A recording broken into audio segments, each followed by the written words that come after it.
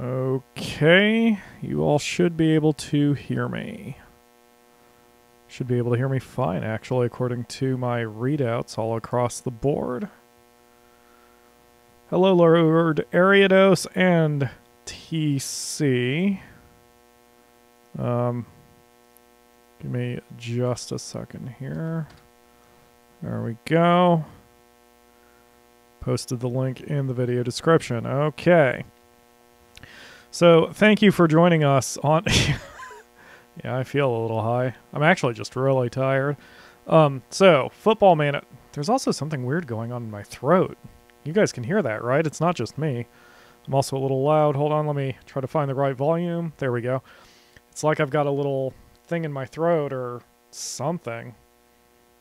I thought I've been getting sick recently, so I hope that's not what's going on. All right. So, hi, Jose. So, Jose was the one who requested this game. Oh, it's fine, Rain. This is going to be an incredibly boring game for most people, so I will not mind if you don't want to watch it. Hopefully you guys can see my mouse cursor. Actually, no, you probably can't. Hold on. Let me get my mouse cursor up. So, I've always wanted to stream this game. I just didn't think it would be received all that well, which is why I have not streamed it yet. Ah, there we go. Capture cursor. Let's see. Let's move that over here so I can see what's going on here. All right. Now you can see my mouse cursor. All right.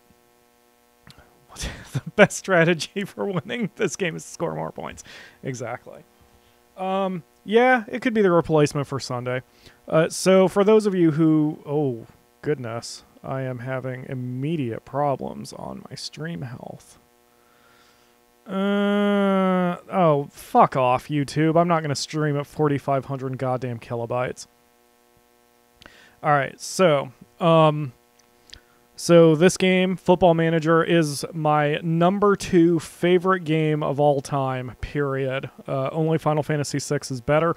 That doesn't mean I always love this game. Sometimes it can be incredibly frustrating and very annoying, although right now I have done better. So, we are the New England Revolution, right here. We are currently 6-4-7 for 17 points. That's 6 wins. 4 losses, 7 draws. We have 17 points in the league. We are in 5th place, and we're about halfway through the season, which isn't great, but it's not bad. The New England Revolution is not a very good team. So I'm just playing. I'm just playing to play. So a lot of this game is going to be loading screens, and a lot of it is going to be looking at numbers and spreadsheets. My eyes tend to catch specific things I need. So, like, I just got an email in my inbox, and it's just giving me information on the league's weekend schedule. I don't give a shit. So my eyes just jump to MLS weekend preview. Oh, I don't care. Continue. So I may go a little fast. It's sort of the same way I do it with Romance of the Three Kingdoms, where I play it long enough and my eyes just pick out specific pieces of information that I need to make decisions. So this here lists our schedule. We lost our last game to New York, so our team is a little unhappy with things, but they're not bad. Morale in this game is very impactful. It is probably too impactful, but if your players don't believe in themselves, they have a very high chance of losing. Luckily, a lot of these are greens. All right, Rain, that's fine. A lot of our players are in the green, so it's okay. How long is the delay on the stream? I believe it's about 25 to 30 seconds because I have it on normal latency. If it helped, I asked the question, or I voiced how long is the delay on the stream the instant I saw it appear on the chat. So... I believe we're about 25 to 30 seconds behind. So, all right, so here I have to decide who I'm going to play. My starters are here at the top, but we had a game recently against New York, so they're a little tired. You can see... Oh, by the way, I'm doing this in 1080p, which I never do. because that's the resolution for the screen, and I can't shrink it like I usually do, and text is too important for this game. So you may need to blow it up or watch it in high quality. I don't know, however you need to do it. I don't think I've ever streamed in 1080p before. So anyway, Kellen Rowe here is my starting advanced or attacking midfield center. He is at 86%. That's usually too low. I don't like starting people who are not at 90, so I'm going to sub him out for Tom Lawrence. The quick little click drag dealy like that. I've got a bunch of 90s. Like my guys are tired. They just had a fairly tough game where they lost, and that was only a few days ago. So you can keep 3 formations at once. You can switch to them during the game, but usually that's not a good idea. However, since my guys are tired, this is what I call the PyroFalkon Special formation. It's very exotic because it is not symmetrical, and symmetry is what you usually want in soccer. But I don't care. I went ahead and went with it anyway. So, but it's an attacking formation. Like, the guys have to run around a lot and very fast, which is usually fine, but right now they're tired. So I'm going to switch to PyroFalkon Defense, which is also called a 4-5-1-2-DM, which is 4 guys in the back, 2 defensive midfielders here, and then this big-ass gap in the middle, but then you have 3 attacking midfielders and 1 striker who does most of the offensive work. This is a more defensive formation, and I play it counter, which means we don't attack, we just kind of play defense, and then if we get the ball, we then immediately start running forward. Most of my players are actually fairly good at this, so I'm going to reevaluate positions, but I think everyone's basically okay. My team has been having defensive problems. I cannot get good defenders no matter what I do, but I did find a damn good goalkeeper, and I was not starting him for some reason.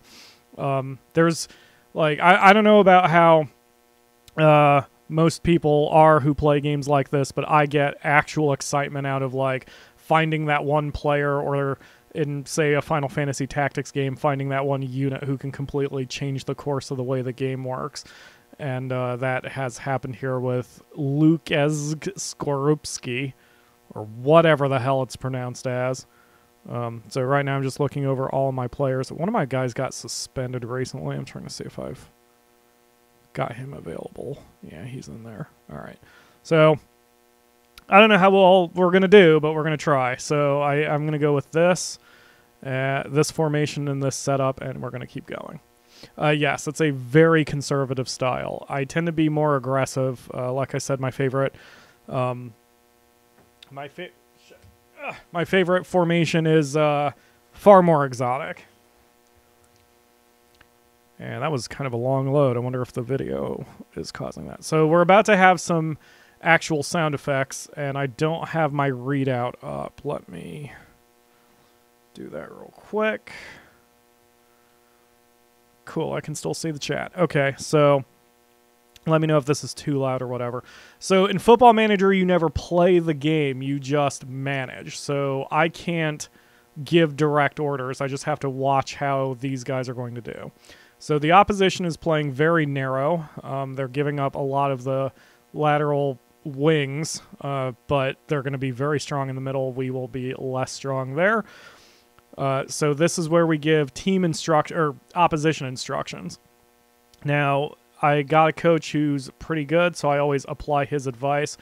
But then I also tweak it. I always force their strikers to be tightly marked, which means I've always got somebody on them. And I always tell them to be shown onto their weaker foot. So basically our defenders angle their bodies in such a way that the offensive strikers have to go to their weaker feet. That will give me the better chance to defend their shots. So this is the pep talk screen. The pep talk screen is what it is. We just have to give our crew the pep talk, and I'm gonna say, like, there's one that always works, but it has less of an effect than if you kind of specialize your talk. But I'm gonna say, like, where is it? Oh, it's not here. Oh, it's the individual talks. Never mind. So the team talk is we're going to say, so my guys, and this is actually part of the game. You have to learn what your guys respond to. My players don't like being yelled at. My players are dainty little sunflowers who need me to gently encourage them or they lose.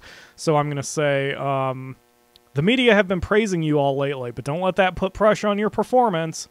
So Zachariah Herva is relaxed, which is good. Anything in green over here is good. The others have listened carefully. One guy, Chris Turney, nodded in agreement. Then I have to do individual pep talks, and this is where you get tons of greens because I always say, I think there's much more to come from you, and I completely believe you've got what it takes. And so I do that for each set of players. And that's the last morale tweak. So Lucas's here, my goalkeeper, is the least happy right now, but he's still okay. Everyone else is pretty thrilled with life. Zachary here is relaxed and motivated, so he's going to get a big boost to his motivation in the game. All right, so let's go. So I have the game set. Now I'm going to watch the readout carefully because sound effects are about to happen. That is a very long load. Did I just crash my game? Oh, there it goes. And where are my sound effects? Oh, there we go. Wow, that is so quiet. It's below the static. There we go. All right. So our team is in red? No, our team's in blue.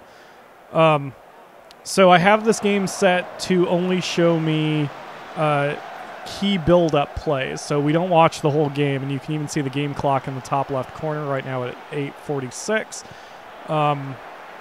So it slows down and lets me watch the action when there's a goal! Holy shit! God damn, he's my fucking defender, and he just...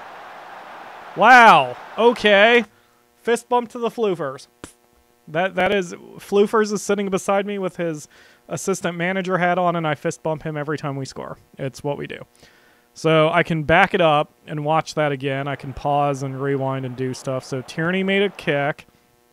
A free kick. Whoops. So he kicked it into the pile. Benedictus was just there. Benedictus is my one of my central defenders. I just recently signed him too.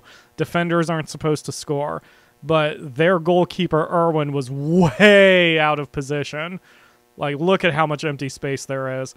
And Benedictus just nodded that sucker in and tucked it right in the corner. That's shocking how well that worked.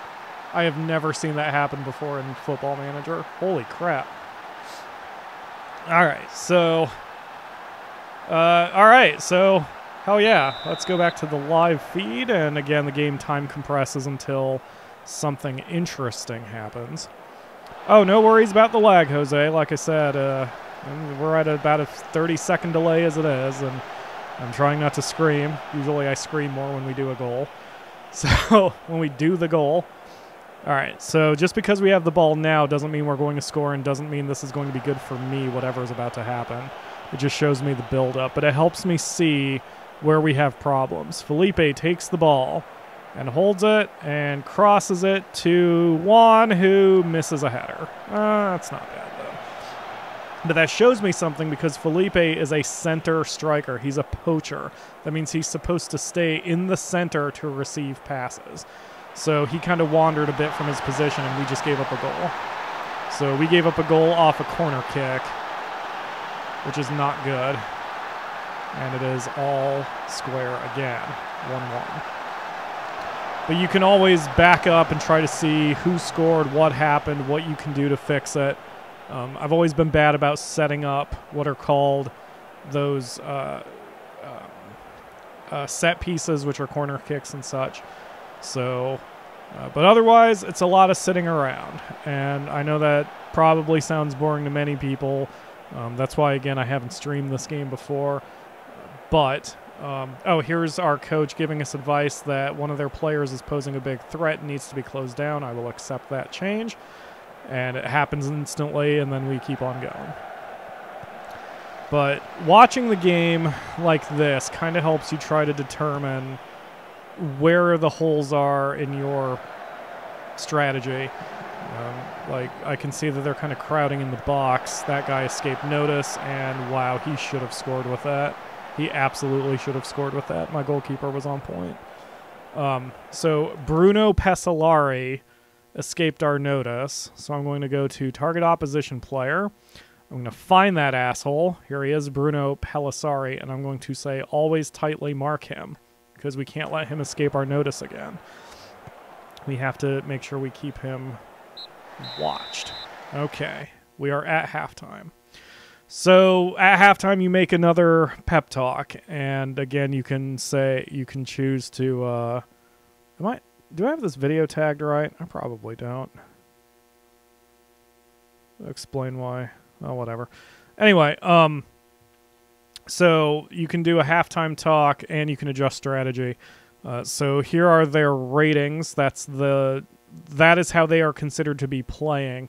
You basically get a 6.7 for not fucking up, and half of our players are below 6.7, which means they're kind of not doing right. Other than Kyle Benedictus, who has a 7.4 because he scored that goal. So he did very well. This 6.5 here on Zarek Valentin basically says that he's the one who screwed up during that corner kick. Like, if you have below a 6.6, it's usually because you made an actual mistake. So Zarek Valentin here, made a mistake. Now, I don't think his mistake was bad enough to sub him out, but we need to watch him. If he makes another mistake, I will take action. But for now, the team is not doing great, so I'm going to yell at them a little bit. I'm going to tell them, let's see, I'm going to say assertively, I am not happy with your performance out there. Everyone's fired up, and then I'm going to tell the defenders, like, I'm looking to you to make the difference. I know you're capable.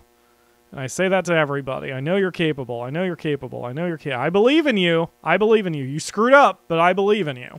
And then I send them right back out. There are a few times when I have gone more angry. If the game is going very badly against us, you can scream at them. There's a chat, a chat category called aggressive. I call that throwing a chair, named after Bobby Knight, who literally threw chairs when he tried to fire up his team in his college career.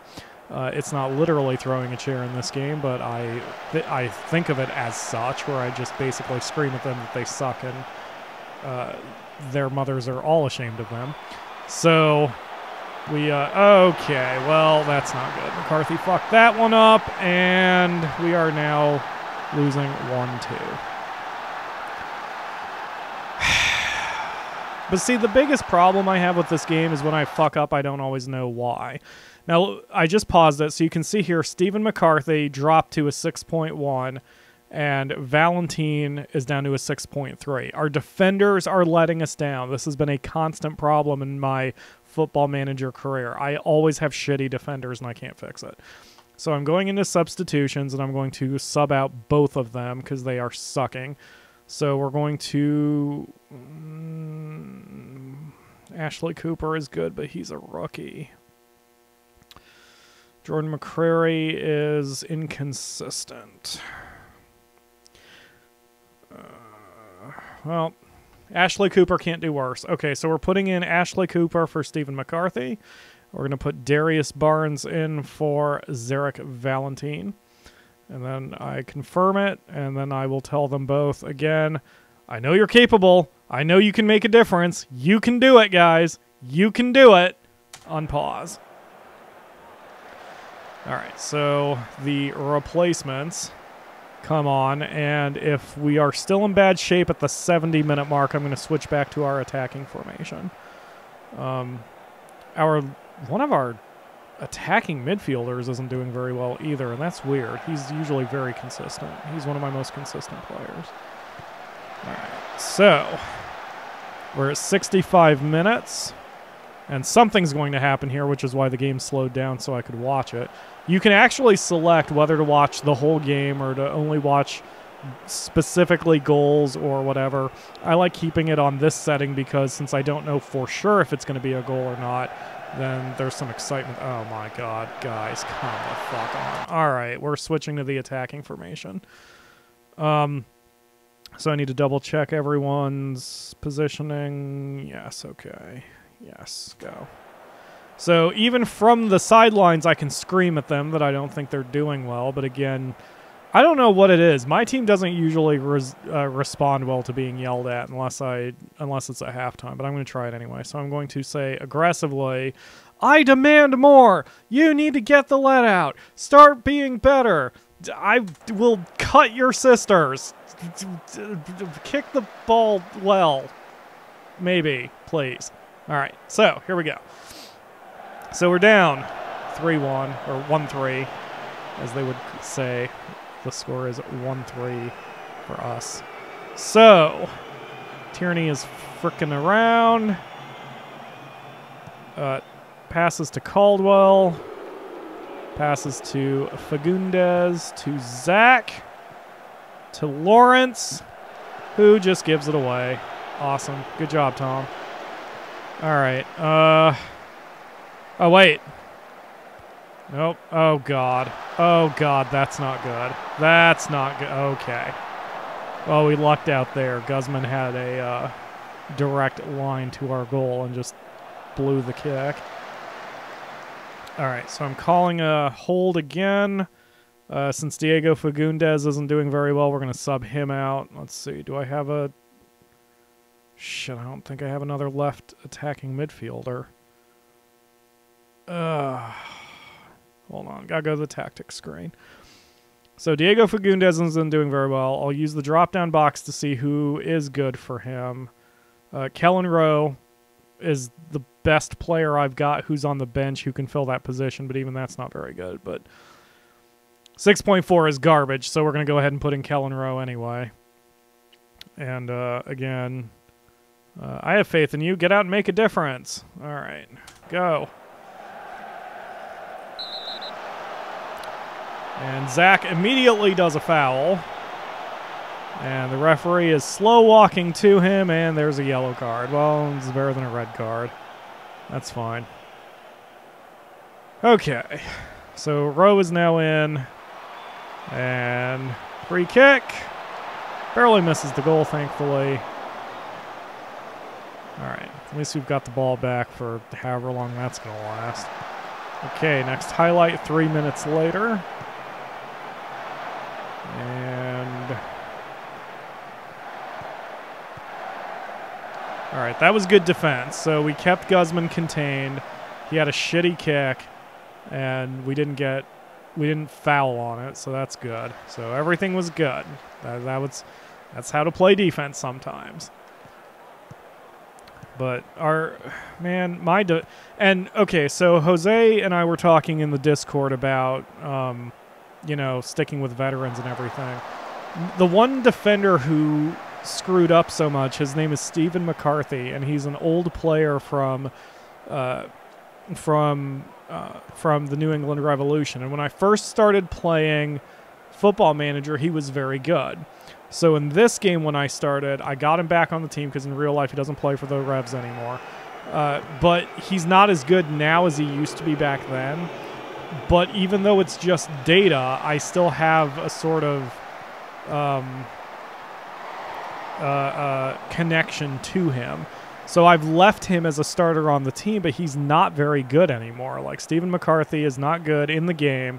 That's no reflection on how he may be in real life, just in this game, in this universe, he is not very good anymore. So I really shouldn't stick with him, but I have, just because of our history together, so to speak. But, you know, every iteration of Football Manager is a different universe. So even though he was really good in an old universe, he's not good anymore, and I need to get rid of him, but I have not brought myself to do it yet. So, it's the end of the game. We lost 1-3, and I can talk to the team, and I'm going to tell them they were not very good. Now, I could scream at them again, but I'm going to say... See, I could be an idiot and say, oh, don't worry about it, that was great. But the game actually simulates, like, the expectations. So if you constantly downplay your expectations of the players, they will play to what you expect of them, which means not very well. So you do have to be a little bit bitey on them when they lose. So I will assertively say, you're not good enough today. That is the sort of match we should be winning, especially with that goal at the beginning. Now, most of these guys were happy, but our guy who scored the goal, Kyle Benedictus, is not happy. But now you can trim and individualize the talk. So to Kyle, I say, I'm very happy with your performance today. So that makes him happy, but it pisses off Felipe, which I don't really care about because he had a 6.6 rating and he didn't score. So fuck you, Felipe. And then I can also talk to Zarek here, who, again, has a 6.3. One of the pieces of advice I learned with this game is if someone is below a 6.7, you specifically yell at them. So I tell him, you let yourself down out there and deserve to come off. So that made Felipe happier because Felipe was like, oh, you're not just being overly happy, but it pissed off Chris Turney for some reason, which I don't really care again. So Stephen McCarthy has a 6.1, so I tell him, I'm very unhappy about the costly mistake you made today. That brings Chris Turney's motivation back up. Let's see. Ashley Cooper didn't do great, but he's also a rookie, and he wasn't out there for very long, so I'm not too concerned. Oh, Diego Fagundes did garbage. So you weren't at your best today and deserve to come off. Which upset our goalkeeper, but I don't really care. And is that everybody? Yeah, that's everyone. Now, I could continue individually criticizing all these guys, but once you see all the greens, you're good enough. So I don't want to risk pissing everybody off. So our goalkeeper's a little upset, but everyone else is fairly happy. And that's all I need. So we are good. I say continue. Now the stats. It could be Philippe. I don't know. I'd have to look it up. They actually put their pronunciations in the game, I think. Anyway. So looking at the stats, we had similar number of shots. We had similar numbers of shots on targets. Our possession was garbage. But... well, see, when we're in the attacking formation, I don't really care about possession because our attacking formation is set up to be very quick, and it's like as soon as we get the ball, we go right for the goal, and if we don't score, we just go back on defense. That's our attacking one. But since we were on defense, the fact that our possession percentage is so low is a bit of a problem.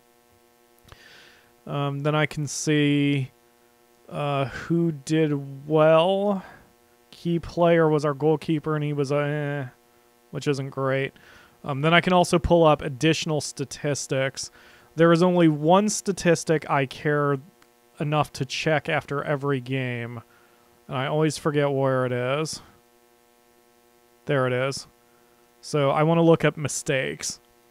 So the number of mistakes we had, missed interceptions I'm not overly concerned about. Lost ball. So Zachariah Hurava, if that's how to pronounce his name, lost the ball 3 times. And all 3 times it was in the offensive zones.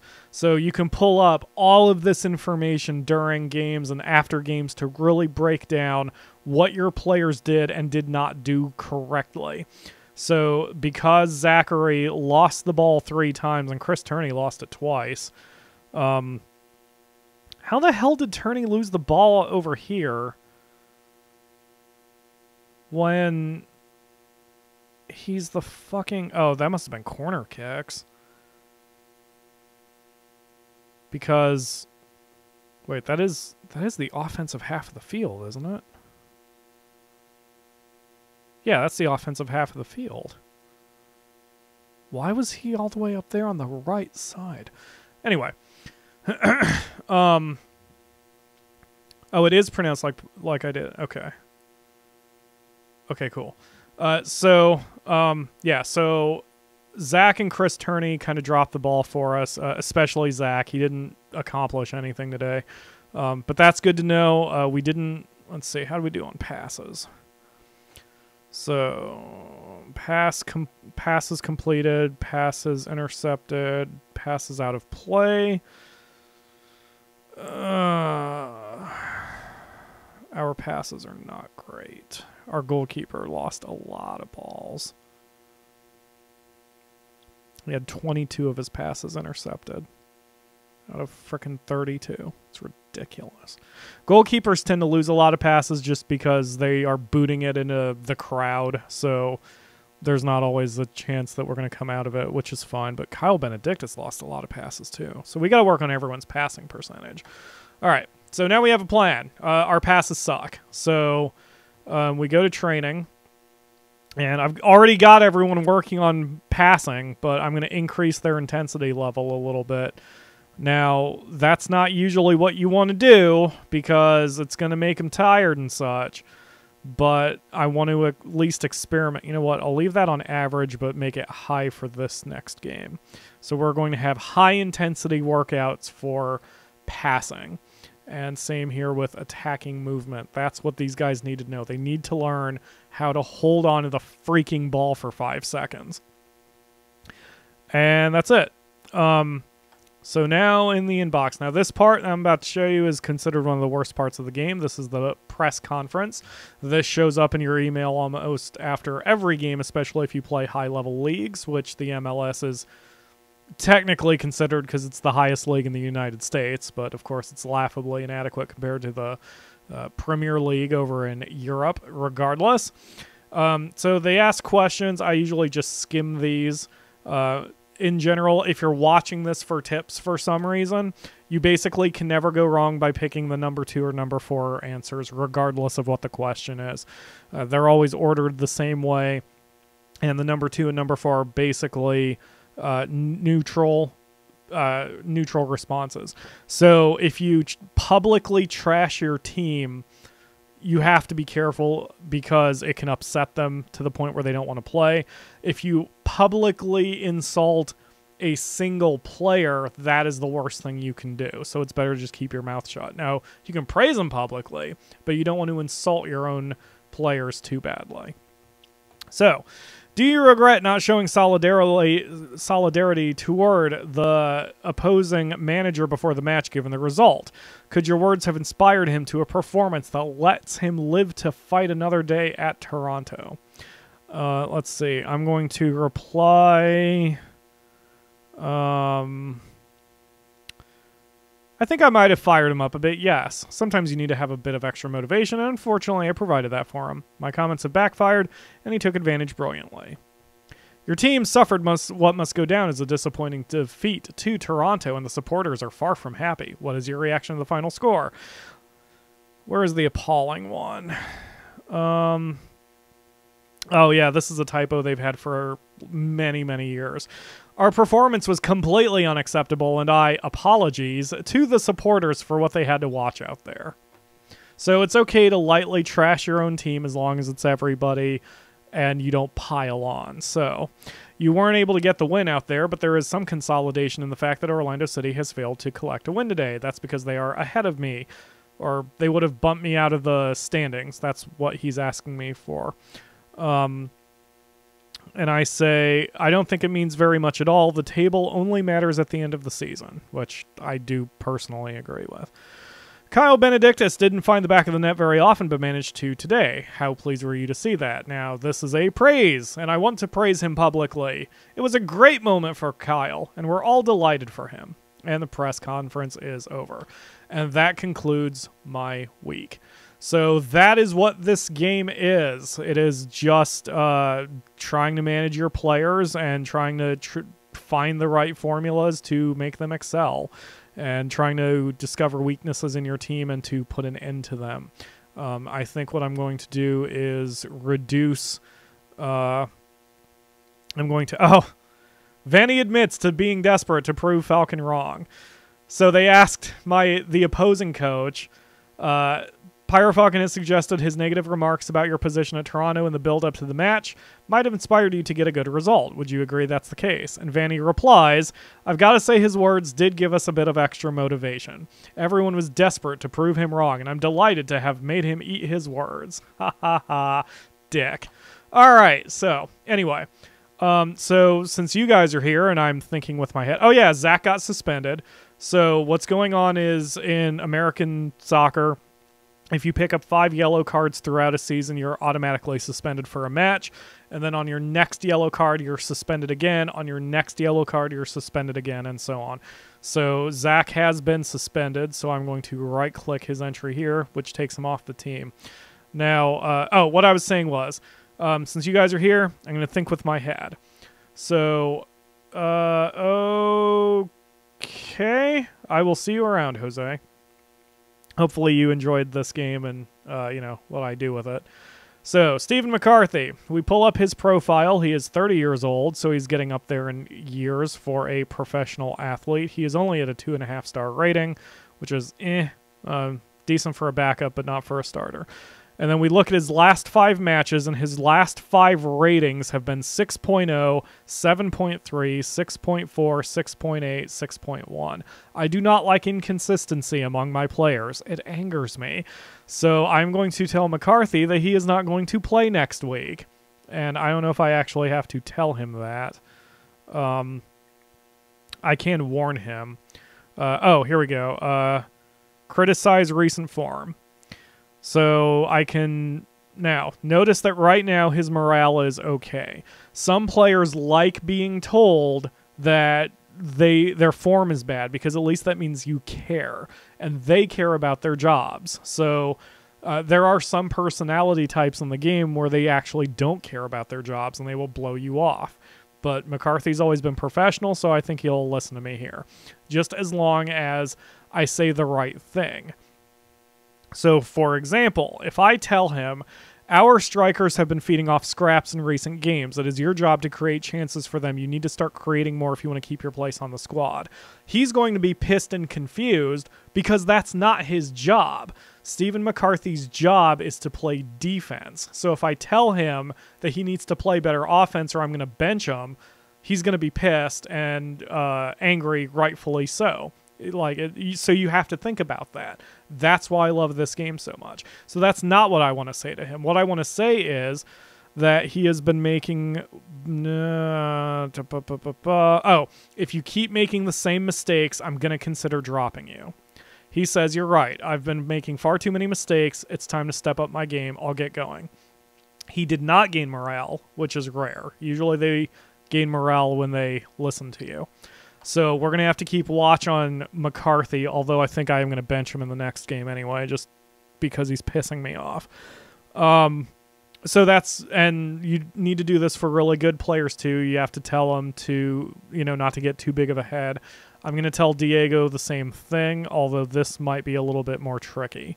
So, criticize recent form. I'm going to cautiously tell him, you've been making a few mistakes lately, but I want you to know I have faith in you. The team needs to help you get back to form.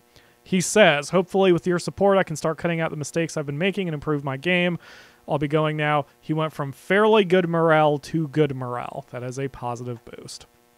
Now, if you talk to him too much about this, then your talks have less of an impact. So you have to know when to speak and when to hold your tongue. Right now, I think that's good enough. Well, Valentine made massive mistakes. We'll talk to him too, and then that'll be it. So, warn player, criticize last game. You were not good enough defensively in the last game. You need to improve if you want to stay on the first team. Now, he's upset. He gets angry. I thought I defended well personally. I feel I was let down by the midfield not giving me enough help. Don't try to pass the buck, asshole. So I assertively say, I'm your head coach, and I don't appreciate you using that tone of voice with me. He says, I stand by what I said. I'm going to go. So I'm giving him the middle finger. In real life, he can't see it because he's data, but I don't care. I'm giving him the middle finger anyway. So fuck you, Zarek. And you can ride the bench next week. So fuck off. That's what you get for making a mistake. Asshole. Now, you can also start fighting people for being shitty. I hate doing that. I think that's not really a good thing to do in real life either, so I don't do it. But it's something I can do. It's another weapon in my arsenal if I feel like a player is being garbage. Hello, Textbook Win, and hello, Ryu. But we'll see. So this is a player I'm scouting. This is Diedrich Boyata. He is a free agent currently. He's a damn good defender. My scouts are telling me he would be a good signing. This is the problem. His salary demand is a serious problem. Because I don't think I have that much room in my salary cap. Let's see. I have... Oh, shit. I have $500,000 in my salary cap. What the hell am I talking about? Oh my god, I could sign him. Holy fuck. Fuck it. Let's sign it. Okay. Offered approach to sign. Will allow the player to... Okay, so when you do contract talks, you know, it is always possible he's telling the truth. This actually happened to me in real-life soccer where my midfielders were running around. Yes, that is true. And in fact, if I cared enough, I would go back to the match report and see exactly what was going on. But the problem here is in my strategy, the original formation we were doing, the midfielders are only responsible for attacking. So I don't really care what that... Now I forgot his name already, but I really don't care what his complaints were because he needed to step up on defense because he was pure defense. So I didn't accept that. All right, so Diedrich Boyata. Now, some of the guys have agents, and in this case, the agent is telling me some things here. Okay, my client is willing to enter contract talks if the following demands are met. That I will allow him to treat the club as a stepping stone. I'm actually okay with that because he's very expensive and I would not mind seeing him leave. I mean, I would mind, but given how much he's going to cost me, I don't really care. Second demand, we'll look to strengthen the following area of the team. Midfielders. I refuse to accept that because I do not let players dictate how I get other players. So I remove that and exclude from negotiation. Will improve coaching team. Nope, not going to do that either. So that's what you got, buddy. I will let you treat the club as a stepping stone, but I'm not improving any of my players or my coaches. My client is happy to move on at this stage, but we are still willing to listen to any further incentives. No, that's fine. Let me see. Oh, we'll play player in preferred position and role? Yeah, you know what? I'll give you that promise because that's what I want. So this player is a defender center, and because you can play a player literally anywhere you want. You could stick a striker as a goalkeeper and vice versa. But since I want this guy as a defender center and I want him as a defensive center back, I have no problem giving him that promise. So those are my promises. And he accepts. Okay. So now I have to wait until the agent decides he wants to talk to me. So this is going to take a few days. Pyro, completely unrelated. Do I like South Park? Yes, I have not been watching most of the newest season though. But I do like it. I do like South Park. Okay, so now he's ready to talk business. He wants senior. I'm okay with that. Player, obviously, immediate, yes. Contract length 3 years. I'm okay with that. Minimum fee release clause, 1.5 million. Wish that was higher, but that's okay. What that means is if another team offers me 1.5 million to take this player, I have to allow him to go. That's okay. Now here comes our big problem. The salary. He is demanding $600,000. I don't have that much. I don't have that much in salary cap remaining. I only have 488,000 in salary cap remaining. So if I sign him at 600,000, I would have to start releasing other players. All right, so I'm going to try to negotiate his price down all the way. He's not going to like it, but I don't care. I'll pay you 400,000, not a penny more. So he counters. I'll pay you 425, and he counters. 550. I'll pay you 438. Sure, he counters. I'll pay you 450. He counters. I'll still pay you 450. I won't budge. And he accepts! Holy shit! So his original ask was 650,000. I talked him down to 450,000. That's amazing. I don't think I've ever pulled that off before. Yeah, sure, go ahead. All right. So he hasn't signed yet, but he is considering that offer. And you are a demanding GM who takes no BS, Pyro. Go see me on this. Fucking A. So I'm okay paying him 450 because we have the cap room. So now we just have to wait a few days because he's going to get offers from other teams, and since he's a free agent, competition will be high, especially if he's good. The thing is, since I'm an American team, the standard of play for us is much lower than, say, England.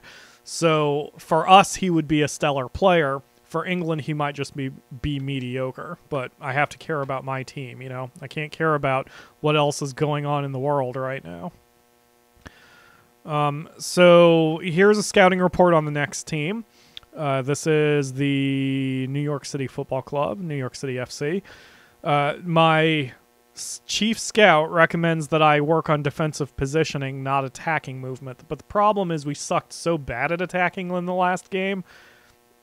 I would rather work on attacking movement, so I'm overriding my coach's suggestion on that one. So you wouldn't want me as your GM. Yeah, I can be a little heartless, but I can also be too soft, like with Stephen McCarthy, like I said. So there's some news going on here because Colorado wants one of my players named Andrew Farrell, who is only mediocre at best on my team, but I haven't been able to fill his position. So I have publicly said that if Colorado wants him, they need to make me a good offer. So far, they have not made me a good offer, so he can go fuck himself. This actually affects Farrell's mentality. If a player doesn't want to be traded and there are trade rumors, then it will actually make them sadder and it will be more difficult for them to play. So you have to manage that too. You have to manage... it's called man management in this game. You have to manage people and you have to manage the budget. All right. D'Souza says 3 players are unhappy with their training because their individual training assignments are not producing any results. I'm going to ignore that for now. If I was playing on my own, I would care more. Player recruitment advice. So my chief scout has recommended 2 players to scout. Go ahead and scout them. Doesn't mean I'm going to sign them. Colorado steps up the chase for Farrell. Yeah, they have been all season and they haven't done anything yet. Why not the man is a genius, a devious genius? Oh, you're saying Sima Yi you wouldn't want as a genius. Yeah, that makes sense. All right. So this is one of the guys they are scouting. Striker who's 24 years old from Saudi Arabia, currently uncontracted. Sure, scout him. Actually, offer him a trial. So when you offer a player a trial, you bring them into your camp for the specified amount of time. Usually 3 weeks is good enough. We'll give them 2 weeks. And that way, your scouts don't waste time scouting him because the player is here, and it reveals their numbers a lot faster. You just can't use them in games, but that's fine. Since he's an unattached player, he is almost certainly going to accept a trial. And then another guy is a defensive left. Wow, a left defenseman, a wingback left, a left midfielder, and an attacking left fielder. Or a left attacking midfielder. Sorry. So this player is owned by a team. He is a Czech player, but he's 33. I don't think because my starting left defenseman is Chris Tierney. He's my team captain. I don't want to replace him. There's no reason to sign a 33-year-old in his position. So I'm just going to let that one go and ignore it. But thank you for the scouting report. Any chance of playing Blind Mario Maker's... not in this stream, Ryu. I am way too tired for anything twitchy. I need to play... I need to play something that lets me think.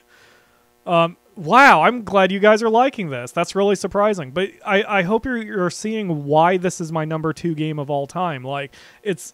As much as I like soccer, it's only my 5th favorite sport. And this is not about, like, the reason I love this game so much is not about the sport, it's about the game. Football Manager is fucking brilliant. And none of this is, has been done this well on any other sports game like this. Ever, period. Never. So I love it. I love it so much. All right, as requested, completed my monthly report regarding player development. Tyler Back wants to leave as he never gets... Okay, so these guys have not actually said that they want to do this yet, but Tyler Back here wants to leave as he feels he will never get enough first-team chances. He's right. He's my number 4 goalkeeper, so I have no problem letting him go. But he has not asked me yet, so... He's going to be part of the team, and I don't really care. Scott Wright wants to go out on loan to get more first-team chances. But again, he hasn't asked me for that yet, so I don't care.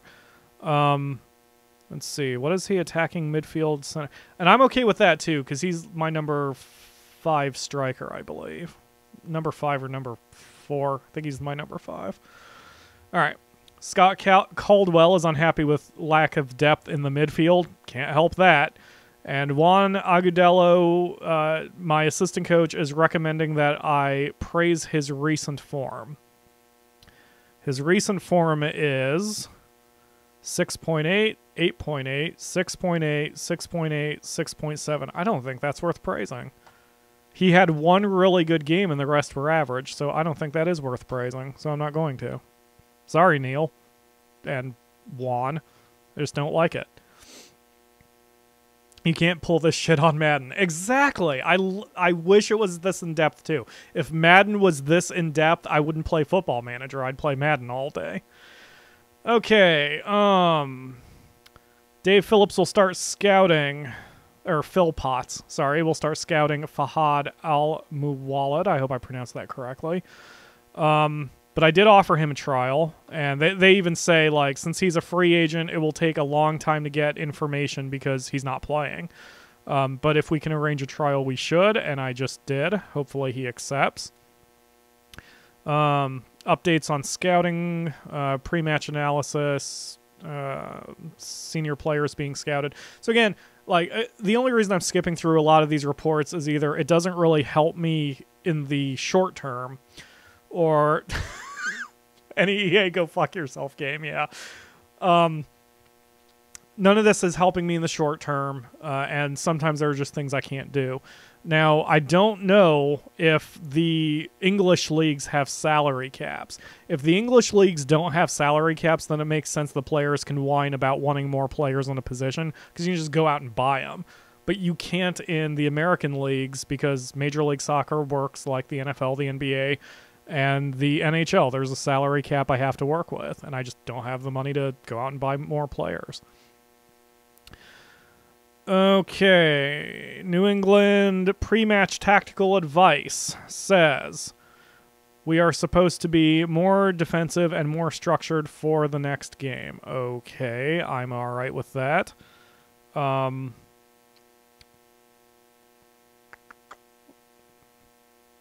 We'll stick with PyroFalkon. We'll stick with Falcon Defense. It's worked for me before. It didn't work in the last game, but we were also tired, so hopefully it'll be better. John D'Souza is one of my coaches. He's also advising that I tell my players to be more disciplined. The thing is, John D'Souza is not all that super great as one of my coaches. I don't think. Or is he? Hold on a minute. You can actually set which of your people give you these reports, and I'm going to double check to make sure I have the right guy set for that. So it is not there. Where the hell is it? Oh, there it is. John D'Souza. Here we go.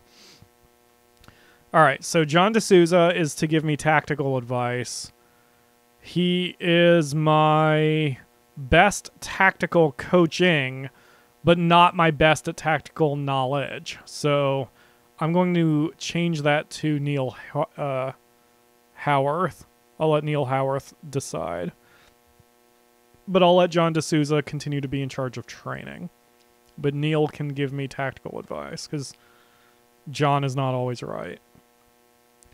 All right, so pre-match press conference. So all of these things are optional. Like, there's a button down here that says send assistant. I can just tell my assistant coach Neil to go talk to these assholes if I want, but I like this part of the game. A lot of people hate this part of the game, and I understand that. There are times when I get bored of it, so for 6 in-game months, I'll just flip on the option that my assistant takes all of the pre-match press conference stuff, but right now I'm okay. So, it's fair to say New England didn't have the best of times against Toronto FC, so are you looking for a reaction from your players? So this is where, if I say it was difficult to pick them up after that game, that tends to make them a little sadder. They feel bad, they feel guilty, and then they don't want to play as well. So we need to be more optimistic. So I'm like, the Toronto FC result, it will drive the side to do better in this match. Haha. You must be intent on getting a measure of revenge on New York after they triumphed last time. I don't really care. I feel it is an unnecessary distraction. And that's it. Sometimes press conferences aren't very long.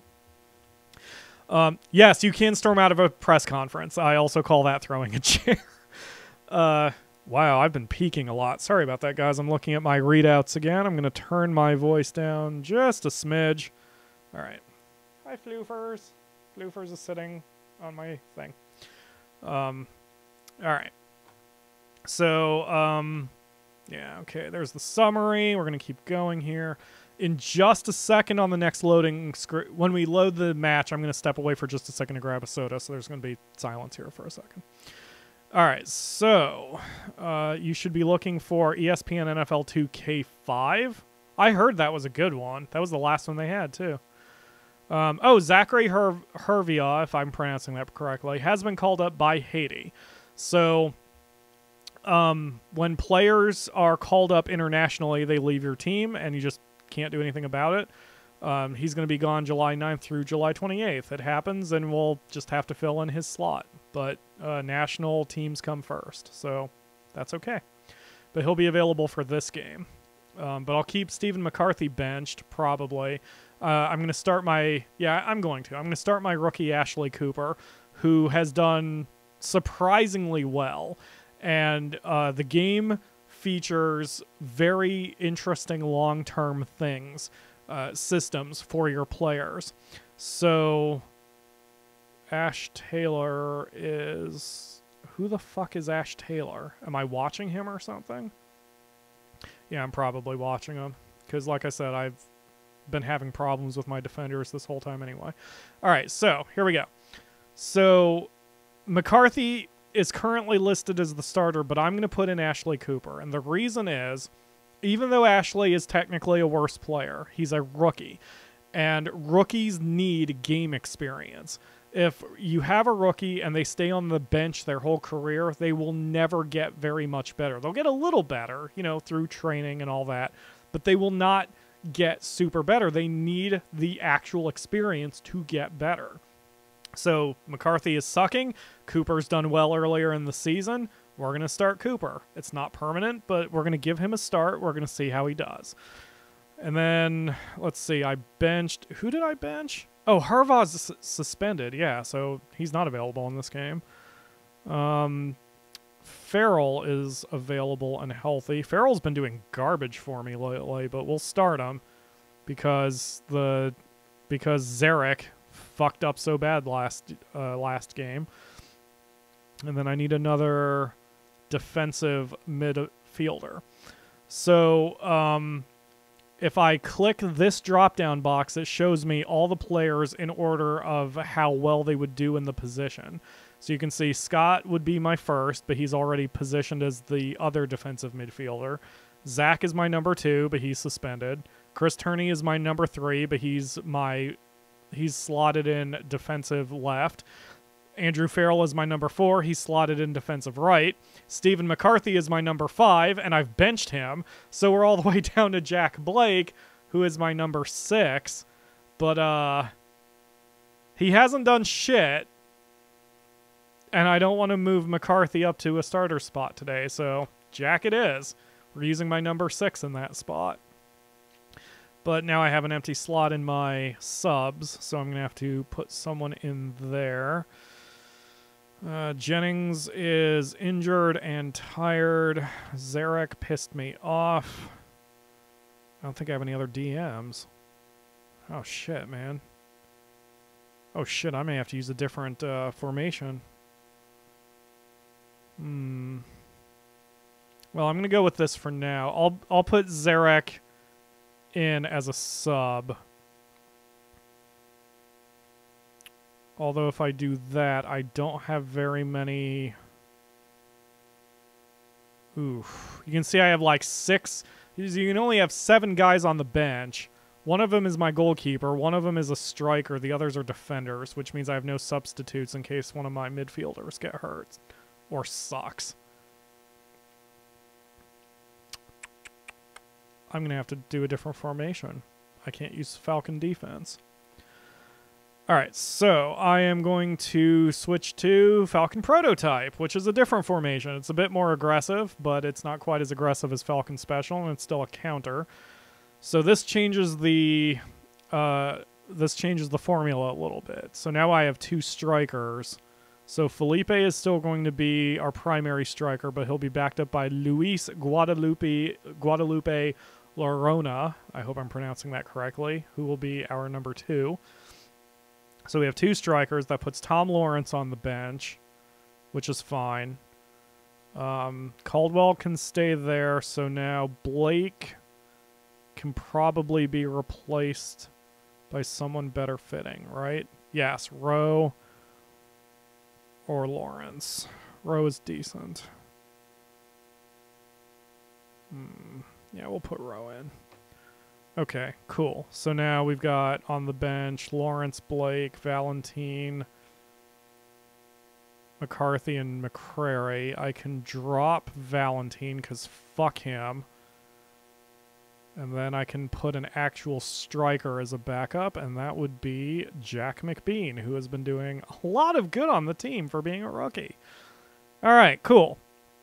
So there's my lineup. So Zarek Valentine, who gave me lip, is going to be benched completely and will not get to play. So fuck you. All right. Good team selection. Thumbs up for everybody. Yes, I know Ashley Cooper is tired. It's because I haven't given him...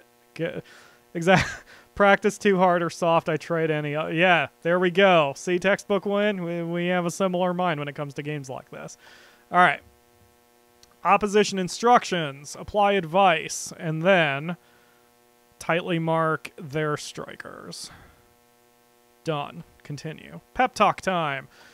Tell the team in no uncertain terms they must show an improvement from the last outing. That's just advice from the assistant, but it's good advice. So I will say assertively, I am expecting to see much better performances tonight.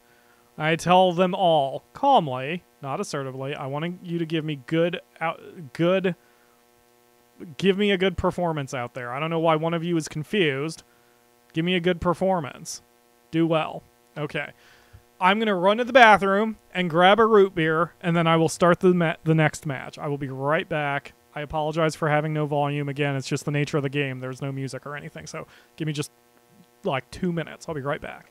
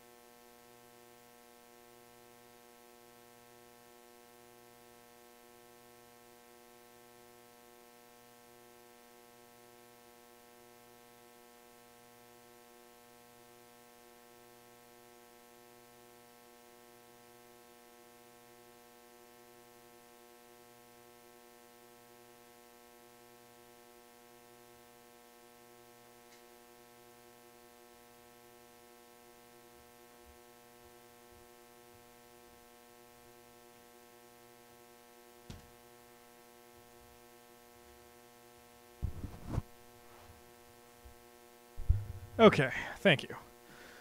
All right. So, how does MLS even work? I don't know, man. It's like, oh, and thank you for joining us, Rob Zapp. MLS. It works more like the American sports, which is probably why, like, and I don't mean to, like, try to assume, where you are or anything, Rob Zab, but, like, I'm used to playing management games for American sports, and that helps me, because the MLS is not very different with salary caps and roster caps and all of that nonsense, and the draft class. It's a very American thing for some reason. Am I going to do another NFL 17 stream? I don't know. I don't know. I haven't really thought about it. I haven't really polled the fans about... oh, that would make sense, Rob. But yeah, I haven't really polled the fans about any of the sports games because I have been operating under the assumption that people don't watch my channel for sports games, especially since I have rarely done them. But that could be the reason why people haven't watched them, is because I rarely do them. So if the demand is there, I'll certainly do it. I need to get a new hard drive before I play. Woo! That was a good try, Felipe. A little bit of a long kick, but good try. It would be... I would need a hard drive before I start playing any more sports games frequently because my poor PlayStation 4 just doesn't have the room. But I don't mind getting back to it. I really enjoyed it. How the hell was Caldwell offside? That was probably a shitty call. Fuck you, ref. Which side is which? I am playing dark blue. We are the New England Revolution. And Floofers is sitting beside me with his hat because he is my assistant coach. And if you don't know who Floofers is, I will... Okay. Nice defense, Lucas.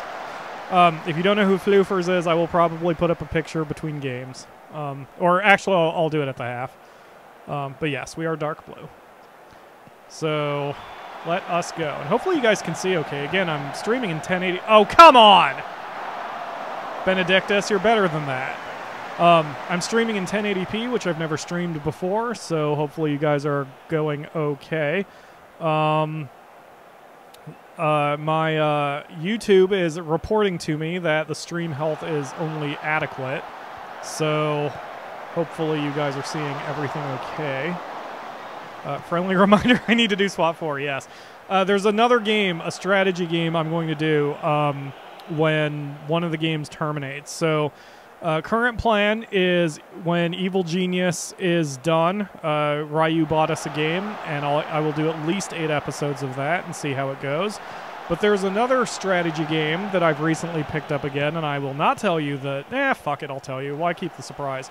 I've been playing Ogre Battle again, both the N64 version. Well, that Ogre Battle 64 is what I have been playing, but I also own the original on the Super NES, and...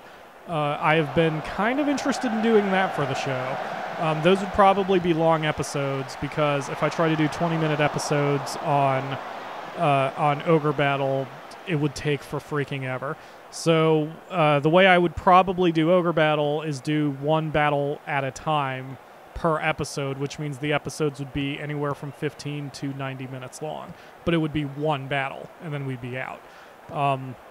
But I have a feeling those games would go over very well, knowing our audience. So, I could root for the team, but rather root for the mascot. That is totally okay. If you have it on 720 TC, can you see the text? That was mainly what I was concerned about. Come on, Fagundes! Ah, come on. Come on, Diego, you're better than that. That was a good move, though. But yeah, so I think Ogre Battle would go over really well. So I want to see how well the game that Ryu bought for us goes over and whether I enjoy it. I always feel bad if I don't like a game to abandon a series, especially if it was bought as a present. But I also don't want to force myself to do a game that I know I don't like. Because it's hard for me to motivate myself into doing it. It's hard for me to get excited. It's hard for me to talk about it. So I don't want to do a game I don't like. But, you know, I haven't tried the game he bought for me yet, so it could be amazing, and I'll want to do 100 episodes of it. But we'll see when we get there. But I want to do Ogre Battle, but doing a sports game as a one-off stream or something, or an unplanned stream like this, hey, I'm down for it. In fact, that's probably the best place to do sports games, because I doubt anyone but some hardcore sports fans would be interested to watch a whole season. Even with Football Manager, I question whether you guys would want to watch a whole season of this, because a season in the MLS is 34 games plus playoffs. But I think for a one-off stream, I think it's going pretty well. I have more people watching than I kind of expected, to be perfectly honest. So I'm glad you guys are enjoying this. Madden 18 Xbox GM mode. I don't have it on the Xbox. I have Madden 17 on the PS4. I wouldn't mind doing that. I just don't have the latest version. Come on, Juan. Oh, nice try, buddy. Nice try. But yeah. So wait, is GM mode a new mode? Textbook one? I'm not familiar with GM mode unless you mean franchise. Because I always play in franchise. I always play as the owner because, I don't know, I like management. It's my cup of tea. But I agree with Rob up there, by the way, that the MLS is a little bit tough because because of the salary cap. Like, we have a lot of money as a team. We just can't spend it because we are limited to a very small number of people. And my contracts are sort of like I'm paying a few players way more than they're worth. And that is sort of the predicament I am in right now. You have better ways of dealing with that if you're in a European league, but in the American league, it's a little tough sometimes. That's okay. That's part of the challenge. Football Manager YouTubers usually do 10 episodes a season, so you might not have to do 40 episodes. Well, that's a good idea. Let's see. 10 episodes a season would be, say, 4 games per episode. It's not bad, because I wouldn't have to be stopping every so often to explain all my actions like I'm doing here. Because eventually, like, if you watch this enough, you'll get it, and I won't have to even explain what I'm doing. You'll just see the little tweaks I'm doing. If you don't care for the game, don't play it. Really hope you'll enjoy it. Okay, yeah. Like, I feel bad. Like, and I'm not trying to pre-ruin the experience or anything, Ryu. But the Akamura bought me Arma 3 when it first came out because I was really wanting it. And it was a $60 game, full price. But I can't remember if that was before Steam offered refunds, or it could have been like just that I had played it 3 or 4 hours. And I realized I hated it. Like, Arma changed too much. It was too hard. And they didn't have any of the training modes that they have now. And I just didn't have fun with it. I knew what I was getting into. It's definitely not the game's fault. Definitely not the game's fault. But I just didn't like it. And I felt really bad that, to me, the Akamura wasted $60 on me. And a few months ago, I gave it another shot. And I enjoyed it better, but I still wasn't super into it. And I still feel bad, you know. And I know I shouldn't, but I do. I don't like people wasting their money on me, so...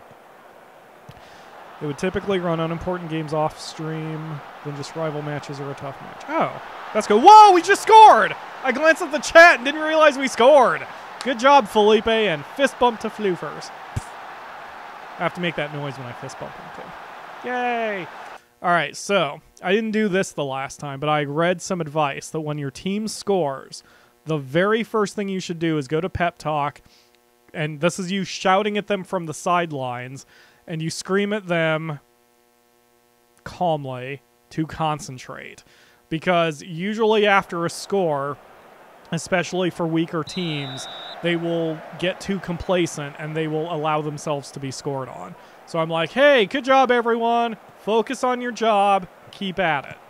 And so far that strategy has worked for me. Although right now it's not looking good. Come on, defend that! Guys, you're going to give me a heart attack.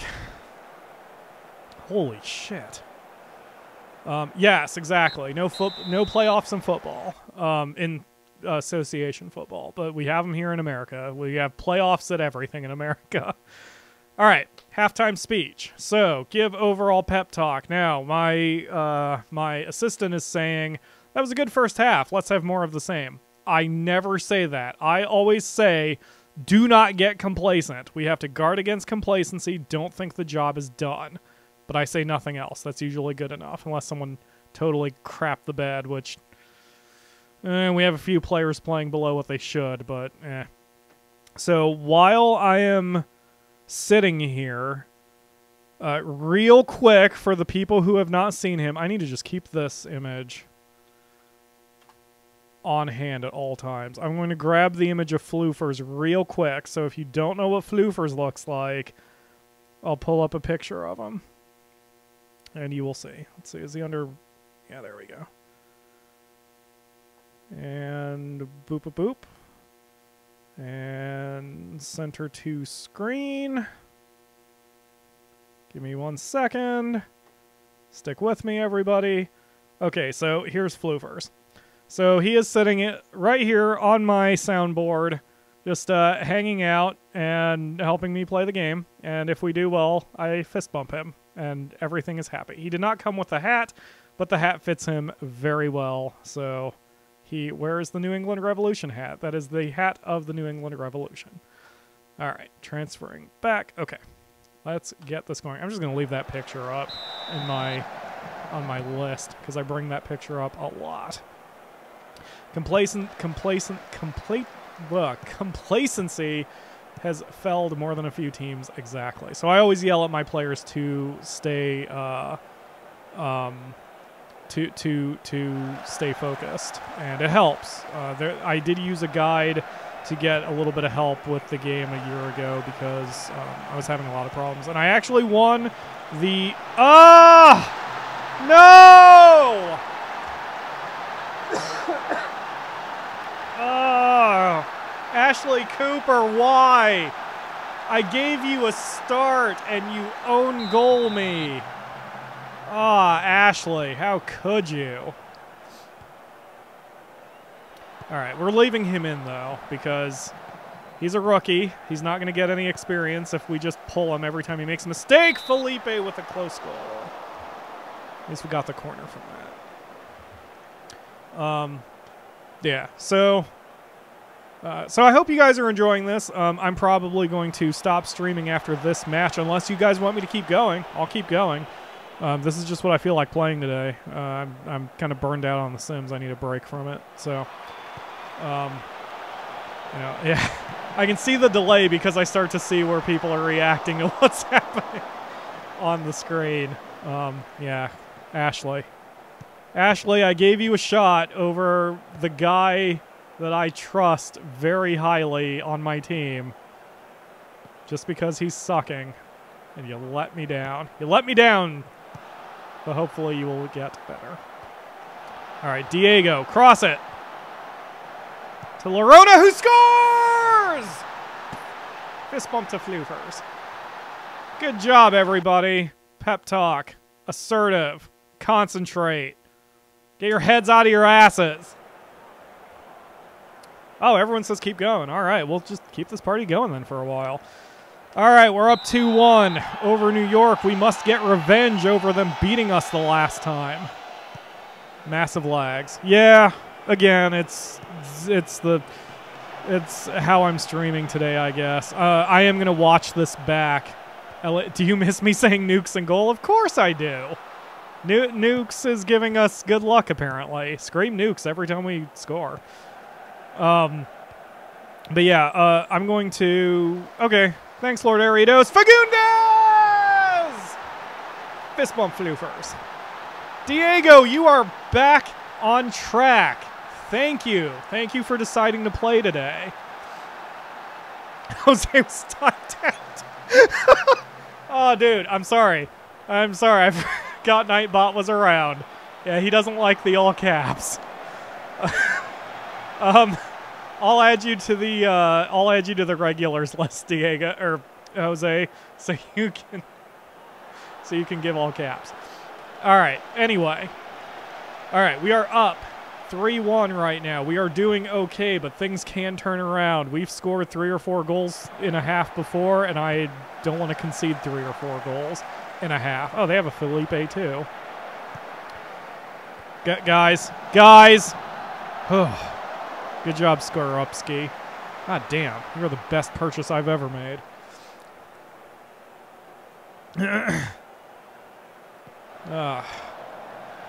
Okay. Come on, guys. So yeah, usually this is how I'm more quiet. I'm only talking this much because I'm streaming and everything. Felipe with the ball. Thank you, GeForce. Get out of my way. Thank you, alert that a driver has been downloaded. Jesus. I always miss you, Ryu. I miss talking to you guys. Come on! Oh. That was all on the goalkeeper for missing that. Okay, we paused for a second. Andrew Farrell is down to a 6.3. I don't know what the hell is going on with him. He is shit. He is shit in our system. Colorado keeps wanting him. I have no problem selling Farrell to Colorado because he's not doing what he needs to do here. So, Jordan McCrary, you are inconsistent, but I'm going to give you the nod over Farrell. I want to see a good performance from you tonight. Time in. Hi, Pancakes. Oh, did I pause? There we go. That's weird. The game's just kind of hanging on for some reason. Game. Is somebody stuck? I think someone's stuck. You can sort of see at the top that one of the players was stuck on the bench. That was weird. Okay, whatever. McCrary is in now. I've been trying to groom McCrary. No, guys. Thank you.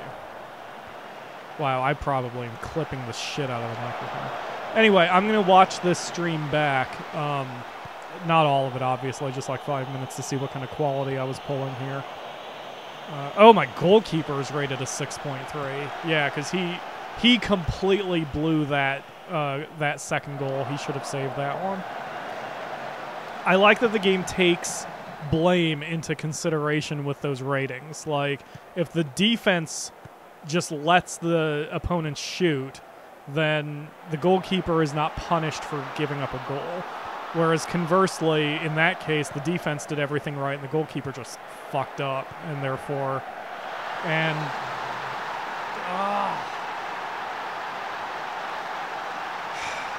am not good at this game. Like, I love this game, but I am definitely not a professional at this game. I don't have the touch. A lot of times I read about how people, Brits, will play as their favorite team and always win the championship the first time out, and I just don't understand it. I don't understand how the majority of the players I have seen are so good at this game. Because from what I gather, like, the game is fair. You know, like, it doesn't give any... Oh, God. Unbelievable. Unbelievable. All right, we're switching to our attacking formation. Felipe, you're going to be the lead. I'll leave Lorona in. Wow, Lucas's rating is 4.6. I have never seen a rating that low in Football Manager before. I have never seen that rating that low. I didn't even know it could go that low. That is incredible. My goalkeeper is absolutely shitting the bed. I have never seen that before. And I've been playing this game since Football Manager 2011. I probably have a combined 25 to 30 seasons across all the games, and I have never seen that. I've never seen any player drop his rating so low. Ever. That is shocking to me.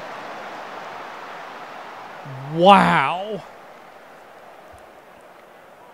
All right, we switch to overload, which means all players get up there to score as hard as they can. No defense. And that's a penalty against us because Juan pushed Adriano in the penalty box. Oh my God, man. Floofers, we need to start just... we need to ban these players from seeing their girlfriends, I guess. Like, there's just nothing else we can do. What do you think, Floofers? Maybe we should get Ryu to just nuke all their houses, huh? Because it certainly can't hurt. So at this point, I'm just sitting here watching the pain keep piling on. Down 3-5. Unfucking believable. We blew a 2-goal lead, and now we're down 2. We had a 2-goal lead, and they have scored 4 unanswered against us. Unfucking believable. Unfucking believable.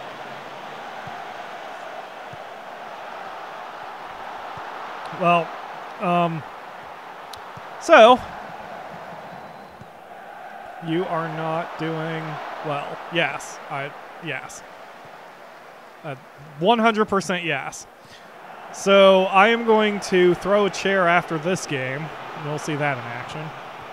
Again, it's not literal, unfortunately.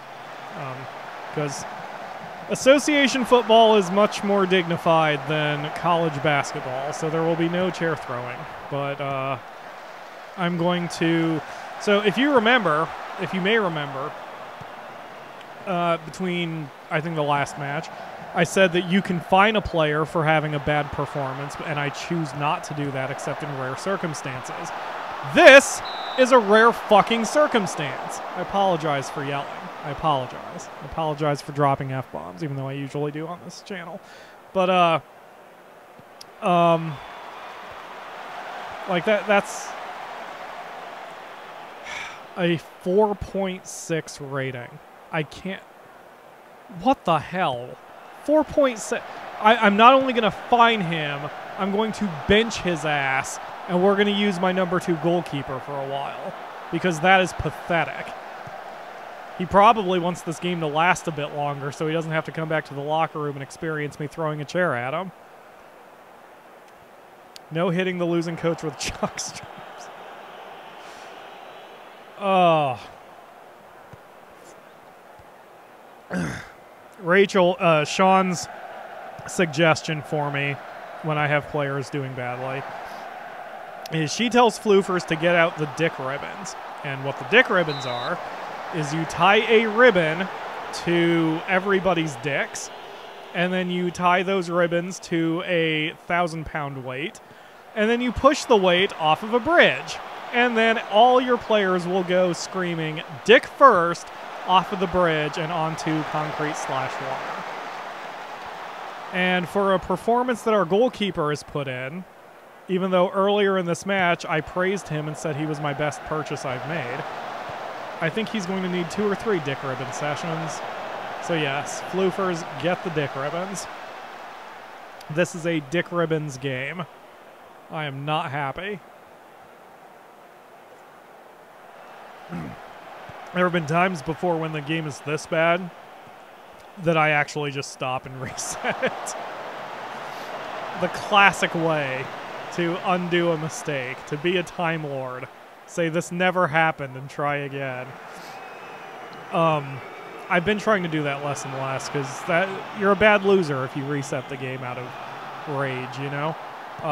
Interestingly, I'm better at dealing with that when I'm streaming because I don't want to let anybody watching down, and I don't want to be one of those gamers. I don't want to be a raging gamer who screams and rants and yells and throws shit. You know, I don't want to be one of those gamers. As entertaining as it is to watch a train wreck, I just don't want to be that. So my anger is always a little bit more subdued. Even back when I was a kid, I would reset my Super Nintendo if I was losing to the AI. So we go to aggressive, and we say, I am not happy with that result, and I am going to further aggressive. I am very unhappy about the costly mistakes you made. The defense fucked up, so I'm going to assertively say I'm disappointed by your defensive efforts. I'm disappointed by the midfield efforts. And I am disappointed... Well, no, I'm going to leave the strikers alone. They did all right. Okay, so what was his full-time rating? 4.6. 4.6. They had 28 shots on us, 15 on target. That's why we lost. Our defense shit the bed. Unfucking believable. Press conference. Orlando City head coach Jason Kreese was wanting to buy Andrew Farrell. Sure, buy him. The match certainly entertained the fans, but it was rather more stressful. It wasn't a good one for the coaches. My heartbeat just returned to normal. No, I wasn't too impressed with our defending. That's what I'm going to fucking say. Luis Adriano scored a penalty kick. How will that incident affect your player? Oh, he'll be fine. Juan's fine. Lucas Scorpsey had an appalling game on the field, didn't he? Assertive. I can say I think he did pretty well.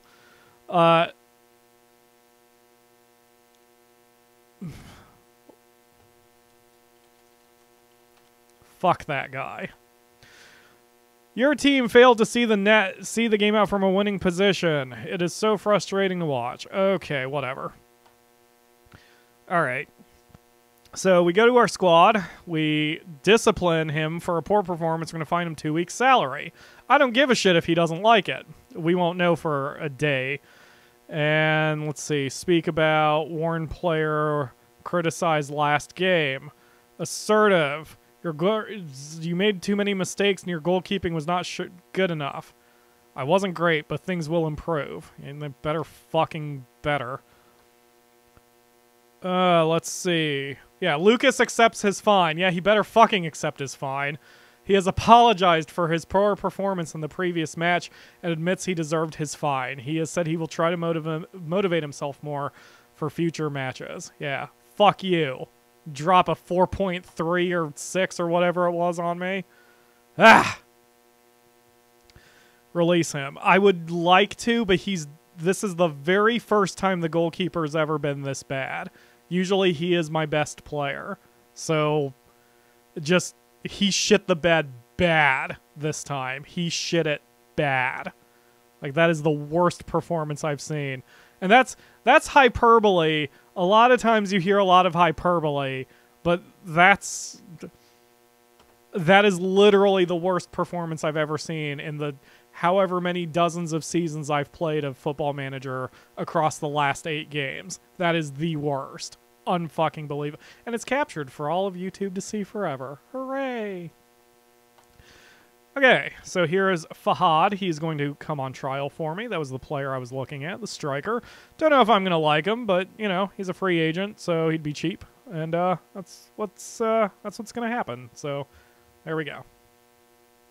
Potential to be one of the best players at the club. Well, shit. I don't have the money to afford him, but I can keep an eye on him. What did you make of Jason Chris's latest comments concerning Andrew Farrell? I'm open to discussions. Buy him. He's shit. He's garbage on my team.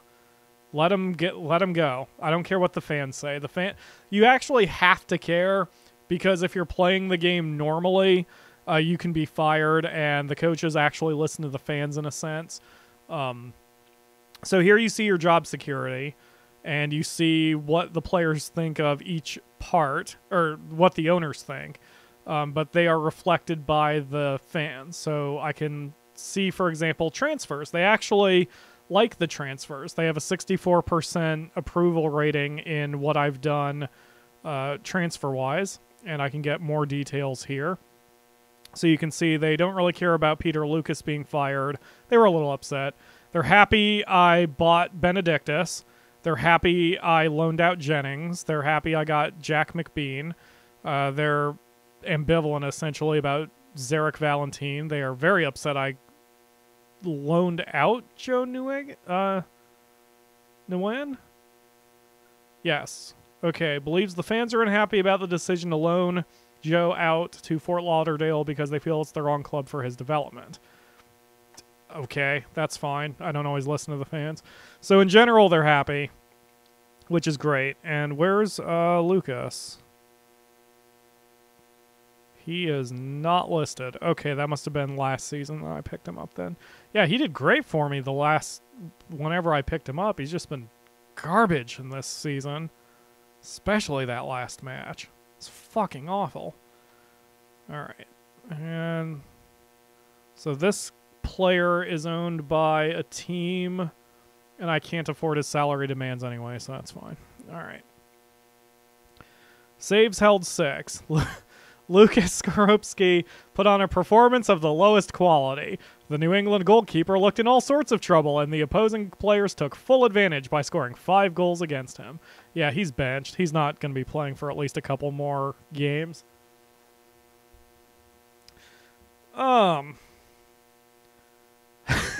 Evil winky cat smiley. Yeah, I like that. I'm okay with that. That's Floofers. That's Floofers getting the dick ribbons. So, holy shit, man. I guess I'm glad you guys got to see a total fucking breakdown. Because that's what this game can do to you. And break your players down and break you down with it. Alright, tell you what. I'll do one more match and then we'll call the stream. Because, it's already 11 o'clock. Kind of still arguing with myself what I'm going to do tonight. Here we go. The proposed transfer will see Boyata joining New England cannot be finalized because they do not have the salary cap space. Really? To complete the deal, New England needs to spend $105,000 from their general allocation money in order to buy down one or more of the club's player salary cap impacts and free up the necessary space. Or we have the option to complete the deal as it stands and then reselect once it has gone through. In this way, they can free up the necessary cap space to be able to complete the player squad registration by waiving one or more players. Really? I was never given that option before. I wondered what general allocation money was for. Well, I have plenty of general allocation money, so... Like, how much general allocation money do I have? I have, like, a few $100,000, I think. So... Other, wow, TC. Other leagues don't have to deal with this. This is purely a Major League Soccer situation happening. But I wish I could see how much money I have in my general allocation. I don't remember. Projection, league. Oh, league specific. Here we go. General allocation money is. Is it that? Is it the 600,000? Guess it's the 600,000. Oh, general allocation is 42 million? I have $42 million and they're complaining to me about 100,000 of it. Sure, we'll use the general allocation money. Due to the fact that the new salary cap room has been created, the Revs have been able to complete his signing. We now have a much better defender in center. Thank God. So we tell Chris to welcome him to the team. I really wish he had been available in the last game, because goddamn, I could have used him. Alright, so... We, Alright, so yes. So confirm selection. Done. Alright, cool. Arsenal is the richest club in the world. Hooray! New England is down in the rankings from 61st to 64th. That's fine. Whatever. I don't really care about our position in the world. I just want to win games. And that's also cool. Like, in this game, especially if you play for an English Premier League team, you do have to worry about that kind of stuff. Some owners want you to raise the status of the team in the world, and you have to do it, or you get fired. So, now, that is one thing... Go away, Nat. That is one thing I don't like about this game, that it does not usually come out of the box with the option to prevent you from being fired. That's very scrub of me, I guess, or newbie, but I don't like being under that kind of pressure. So when you buy a Football Manager out of the box, you can get fired, but then they always have an editor update that allows you to make that option. So that's what I've done. See this little pencil up here are the editor options. And so I've checked become unfireable. So no matter what happens, I will not be fired. That doesn't mean they'll renew my contract. But the editor allows you to do whatever you want to do. You can even like grab a player and say, I want to make you perfect stats across the board. And you can, which is cool. I actually like the option that that's there because you never have to use it. And the only option I ever use is to make myself unfireable because I don't want to play for any other team or manage any other team.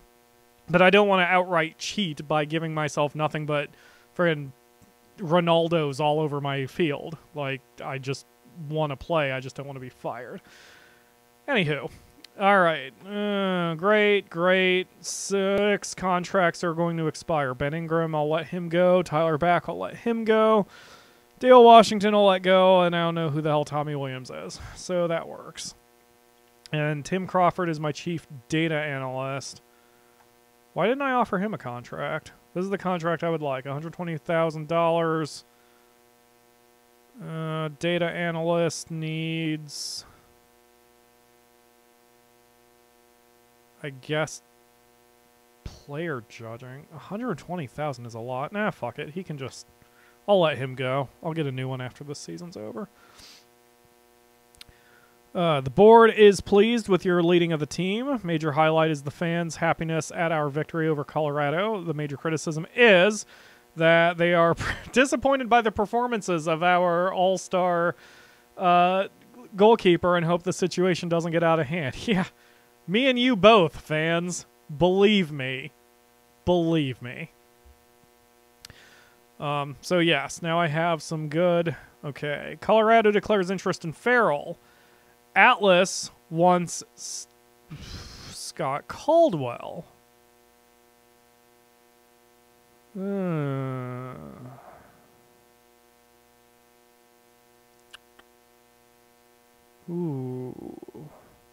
That's not a bad offer. So, when you sell a player, the fans can get upset, and you have to think long-term and short-term both. So Scott Caldwell is valued at $775,000, but they are offering $825,000. They're offering $50,000 more than he's worth to me to buy him. However, he's a good player. If I sell him, I'll free up a lot of cap room, but he's a good player, and I don't have very many DMs, so I will reject this offer. I do not feel it was good enough.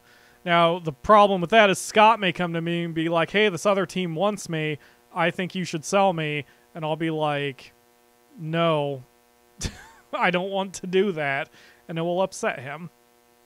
Good night, Jose. Thanks for joining us. Kyle Benedictus is injured. Well, that's just great. We signed one defensive center back, and now we just lost one. Poland to call up unlikely for Skorupski because of his poor run. No shit.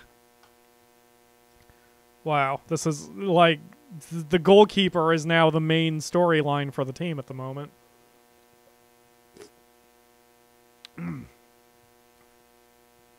Oh man, I've been streaming an hour and a half. I'm glad you guys are liking this.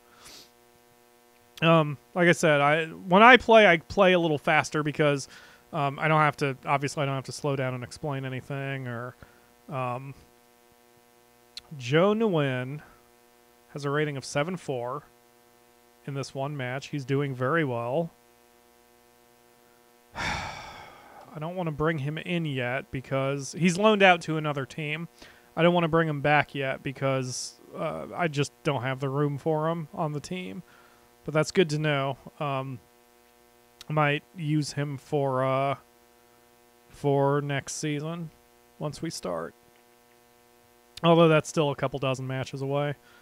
But yeah, so the MLS also has drafts, which the European leagues don't. Every year you look at the college players of the season and see which ones you want, and you go from there. So hopefully, I forgot to put that in the fridge. God damn it. Adam Jennings is now healed. He is currently unregistered and not injured, and now must be registered or he will be waived. Oh shit. Can I afford him? Yes, I can afford him. Well, thank God for that. Oh yeah, I called him back because he got injured while he was out on loan. That's right. When is the next match?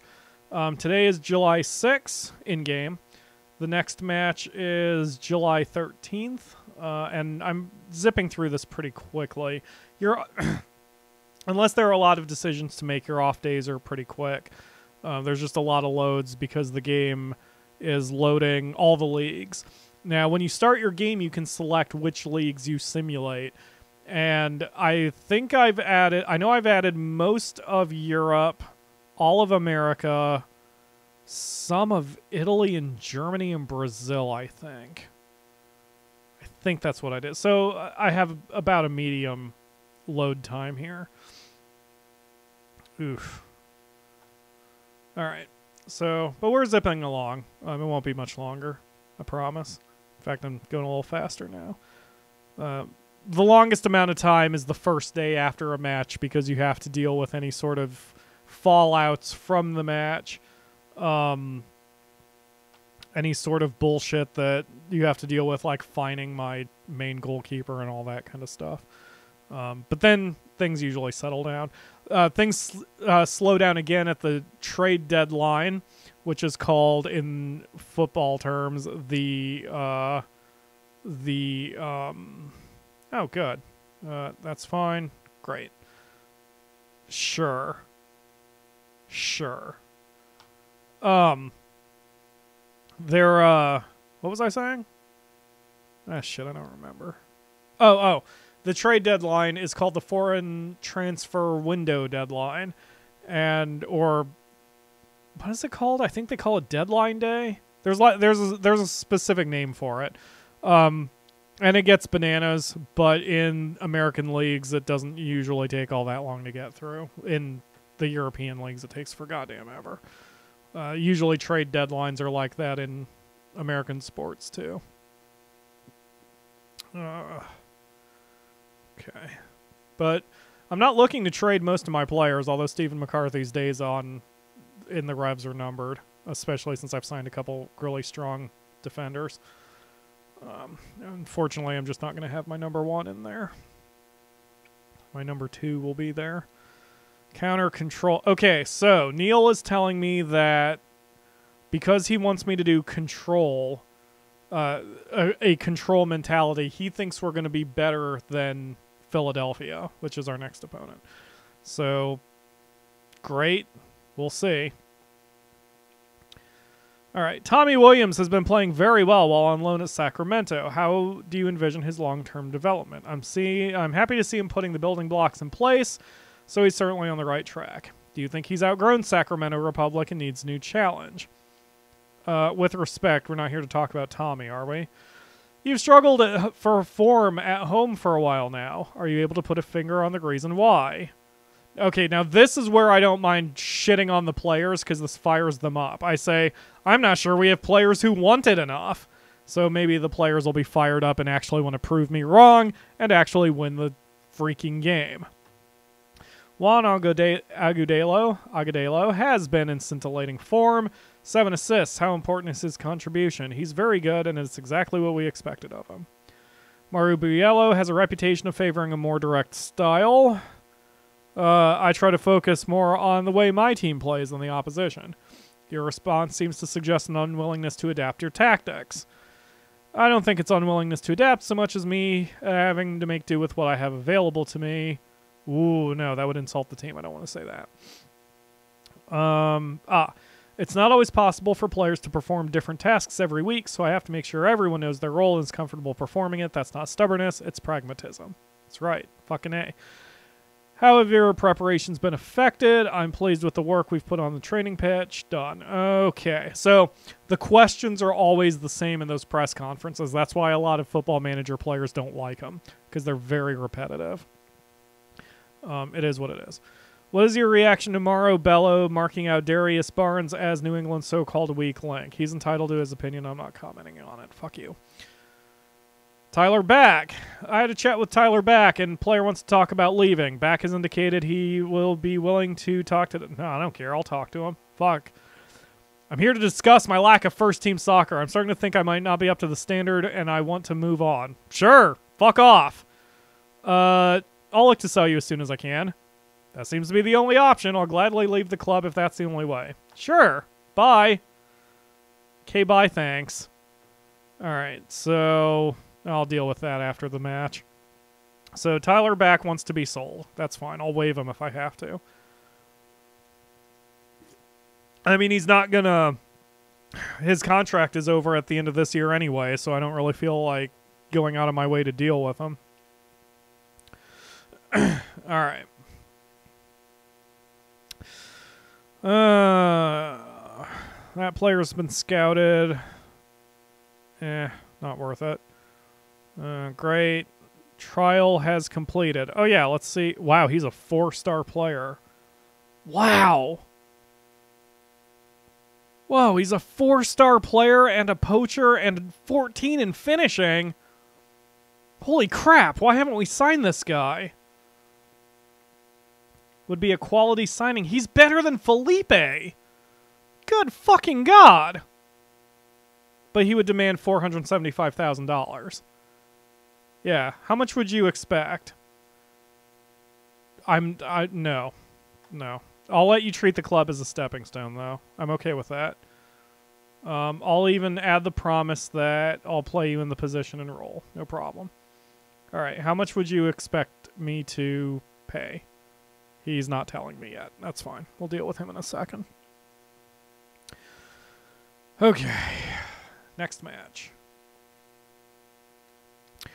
Alright, so the Akamura just texted me that she's on her way home, so that's good. And another center back that we're scouting. We have full knowledge of him. I'll cancel the assignment. No reason to keep watching him.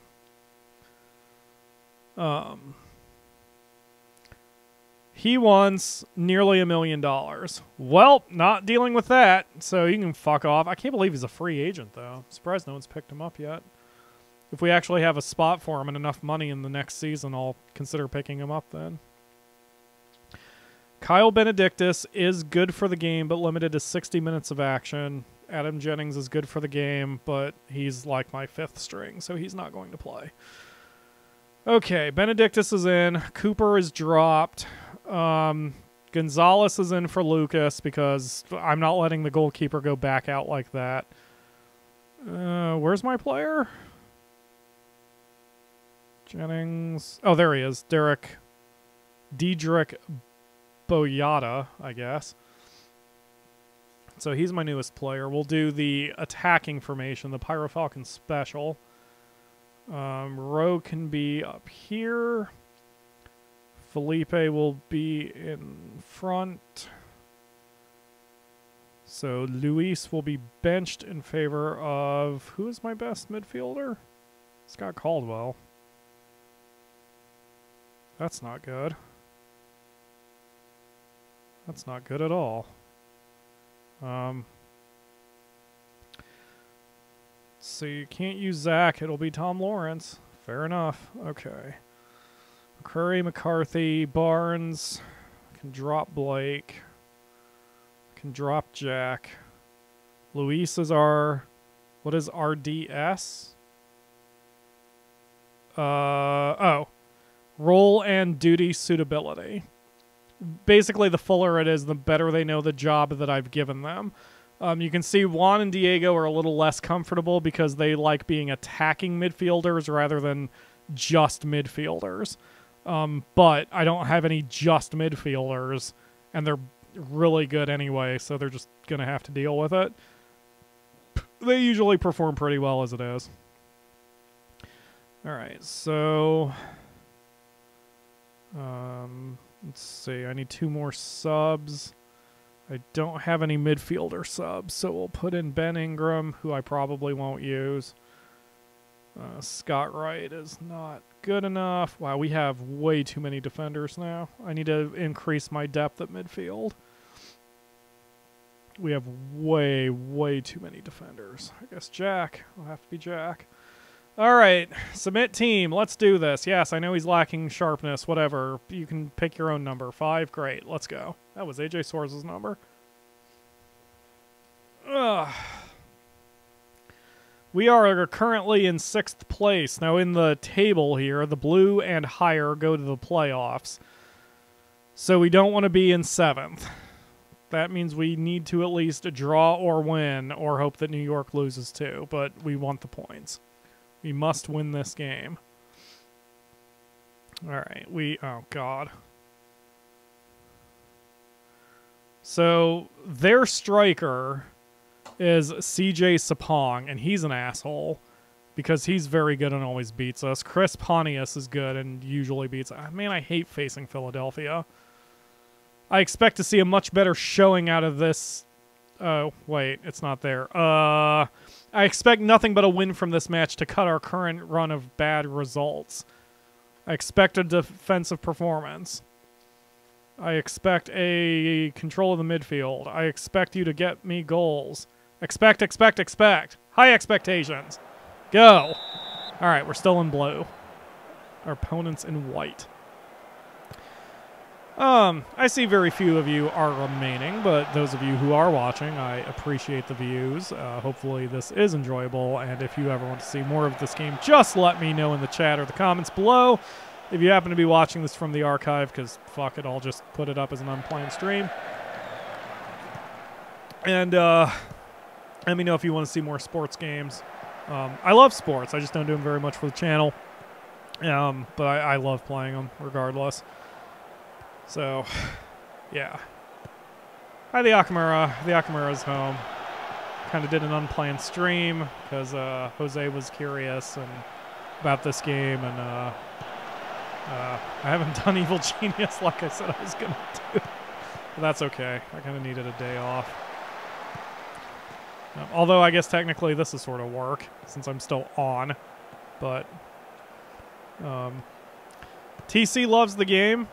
Textbook Win was in earlier, said he loved it too, which was shocking.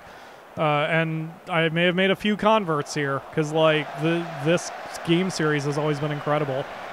Even if you don't like soccer, it has a depth and a level of complexity and management that really makes it intriguing. And you don't need to know everything about the sports, but you do need to know some about the sport in order to play it effectively. That was one of my problems. Like, there are team instructions, which... Whoa! Game's not pausing. There we go. So there are these team instructions, and this looks complicated, but...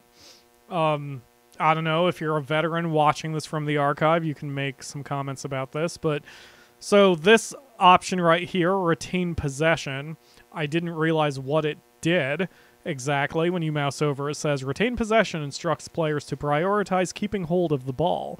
But that also means they don't even try a pass that isn't very certain of connecting. And the problem is I had that on all season, and my players never took risks and never tried and never pushed forward unless they were 100% sure it would work. But very few things in sports are 100% certain. So once I turned that off, we actually did better because the players felt that they could open up more and try more things, and that resulted a lot of time in goals. So this game does a poor job of explaining exactly what every little thing does. And I have personally found that the community behind Football Manager tends to be that kind of aggressive douchebag crowd that takes the game too seriously and is very unwelcoming to noobs. So that's the biggest problem if you ever pick up this game for yourself. It's very hard to find information, and if you ask the official forums, even if you profess your newbiness, you're going to get yelled at, and it sucks. And I hate the community, but it is what it is. There are some good guides that give you some solid information about what to do, but they take some finding. Like, you have to dig. They're not going to be on the first results on Google. You have to look a little deep. But if you can find those sites and find those guides, you can learn what the game does not teach you and hopefully figure out what you need to do in order to better yourself as a player. And that's what I had to do to learn the way the game plays. Like, for another example is there's passing into space, which means you don't pass to a player, you pass to the open field, and then one of your players runs up to the ball. It's a valid strategy, but if you play your guys too narrow on the pitch, then they don't have the room to do that. So if you give both orders, play narrow and pass into space, they will do very poorly. So you have to know enough about the sport where you know a certain set of commands won't work and which commands complement other commands well. That's the secret. And then you have to have good players and good money management on top of it. Very complex. But I find it a very satisfying game to play when everything goes right, because if everything goes right, it's because you did the research and you did the work and you knew what to do to make sure that you got the result you wanted. That's why this is my second favorite game of all time. So I'm still probably going to throw a chair at my players since they gave up a goal, as you saw early on. I hate playing Philadelphia. We get trashed every time. There are some teams I'm just terrible at facing, and Philadelphia is one of them. I used to be better at Football Manager, so I don't know what's changed. Because back in the, I want to say it was the 2014, 2015, in MLS, I was consistently getting to the playoffs. I was consistently doing well. I was finding my groove. I didn't win. I never won the league or anything, but I did very well. And in games like this, it's consistency that matters more than your actual result. Just because you win the league once, if you shit the league table every other year, no one's going to be happy. Kind of works the other way. You can screw up really badly once, but as long as you're generally good, the owners will keep you employed. And so that game, however many seasons ago, I did very well, and ever since then I've been sucking. And I don't blame the game, although I do think something has changed in the formulas that I have not adapted to yet. And it's very hard for me to find advice to brush up on my skills when the community is so hostile.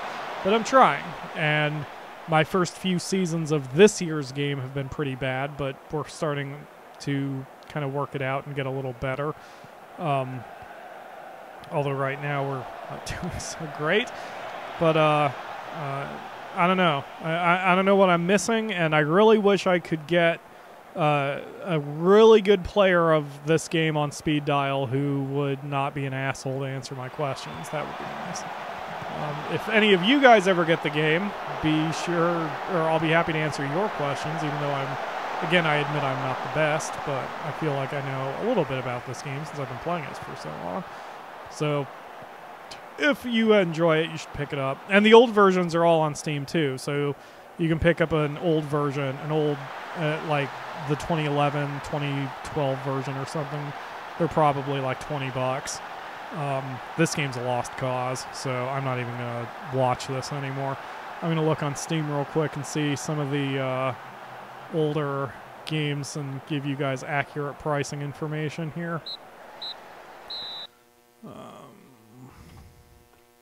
Football Manager ruined my life. What the hell is that? Is that a video? All right, so we throw a chair, aggressive. You're much better than this, but you're not playing like it. Stop letting yourselves down and sort it out. You all fucking suck. I hate you all. Okay, alt-tabbing again. Let's take a look at Steam. Let's see. Football Manager. I can't seem to find all the Football Manager. Oh, here we go. Football Manager. Now, there's a lot of similar sounding titles. Like there's Club Manager and Football Mogul and Soccer Manager. You want Football Manager. There's no other game. You want Football Manager. Wow, maybe they take their games off Steam too. I could be mistaken. Football Manager Ruined My Life is a video, yes. It is some sort of comedy. That's weird. Oh my god, Football Manager this year has like 8,000 different DLCs. That's stupid. Well, I guess that's the way the game industry is heading right now. Alright, let's see. What if I look into Football Manager? Oh, here we go. Okay, so I can install Football Manager 2011 because I've owned it, but it is not on the store. Aha! So they do take them away. Is Football Manager 2016 on the store? Nope. So you can only get 17 or 18. Wow. Okay. That's fine, I guess. So Football Manager 2017 is currently $50. They haven't dropped the price. Oh, come on, guys. Come on. Come on. Don't be jerks. Lower your price to let new fans buy the game. $50 is way too much for last year's edition. All right. Well, I apologize for giving you incorrect information. I didn't realize they were still charging full price for those games. But hey, I don't know. If you're interested, you should totally pick it up. And we can even play multiplayer. I'm still hoping I can play multiplayer of this game with somebody sometime in the MLS, because I would love that. All right, since we're shitting the bed, I'm going to change our tactics. We're going to switch to the prototype, since that's what got us the goals last time around. We're going to put Luis back in. And okay, except we're going to go attacking instead of counter. Want to see a good performance. Unpause. But we're probably not going to win this. Very rarely can I come back from a 2-goal deficit. I don't know. Again, I feel like I'm missing something. I feel like I'm missing something very key, something very basic probably, to why I have been consistently terrible the last few seasons. I don't know if it's the players, if it's my tactics, if it's something else going on. I do know morale is very heavily influenced in this game. A lot of people have been complaining about it for years, that it's overpowered, that if your team is very sad, then they're going to lose and lose and lose and lose and lose. And there's just nothing you can do about it until the game just takes pity on you and gives you an up, gives you some sort of increase. So, I don't know, man. I don't know what I'm doing wrong.